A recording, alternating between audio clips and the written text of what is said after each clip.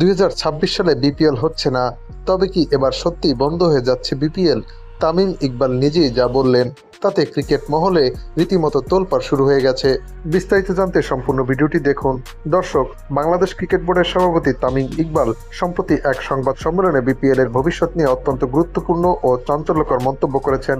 তার কথায় স্পষ্ট, জোড়াতালি দিয়ে এবার বিপিএল আয়োজনের কোনো ইচ্ছা নেই বিসিবির। সংবাদ সম্মেলনে তামিম ইকবাল জানান, বিপিএল এর সর্বশেষ 2 আসরে বিসিবির প্রায় 40 কোটি টাকা ক্ষতি হয়েছে। এই বিশাল অঙ্কের লোকসানের পিছনে রয়েছে ফ্রাঞ্চাইজিগুলোর ব্যাংক গ্যারান্টি না দেওয়া, খেলোয়াড়দের পারিশ্রমিক পরিশোধে অনিয়ম এবং সামগ্রিক ব্যবস্থাপনায় ঘাটতি। তামিম নিজেই স্বীকার করেছেন, একটি ফ্রাঞ্চাইজি ক্রিকেট টুর্নামেন্ট থেকে বোর্ডে লাভবান হওয়ার কথা, অথচ ঘটছে ঠিক উল্টোটা। তিনি স্পষ্ট ভাষায় বলেন, যে টুর্নামেন্টে প্রায় 20 কোটি টাকা ক্ষতি হয়, সেই টুর্নামেন্ট এই মুহূর্তে তার অগ্রাধিকার তালিকায় নেই। এই মন্তব্য থেকে বোঝা যাচ্ছে, বিসিবি এবার বিপিএল আয়োজনের ক্ষেত্রে আগের মতো তড়িঘড়ি সিদ্ধান্ত নেবে না, বরং সবকিছু সঠিকভাবে গুছিয়ে স্বচ্ছতার সঙ্গে টুর্নামেন্ট আয়োজনের পক্ষে তারা। উল্লেখ্য, গত কয়েক আসর ধরেই বিপিএল নিয়ে নানা বিতর্ক চলছে।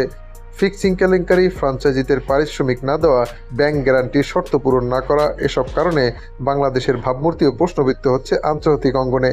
তামিম বলেছেন, বাইরের দেশের মানুষ যখন বিপিএল এর পারিশ্রমিক ইস্যু শোনে, তখন এর নেতিবাচক প্রভাব পড়ে পুরো বাংলাদেশের উপরে। তাই বিসিবি এবার সিদ্ধান্ত নিয়েছে, সমস্যাগুলো সমাধান না করে যেন তেন টুর্নামেন্ট আয়োজনের পক্ষে নয় তারা। এর ফলে এবছর বিপিএল আদৌ মাঠে গড়াবে কিনা তা নিয়ে তৈরি হয়েছে বড় দুশ্চিন্তা। দর্শক, আপনার কি মনে হয়, বিপিএল কি সত্যি স্থগিত হয়ে যাবে, নাকি শেষ মুহূর্তে সমাধান বের হবে? কমেন্টে জানান আপনার মতামত।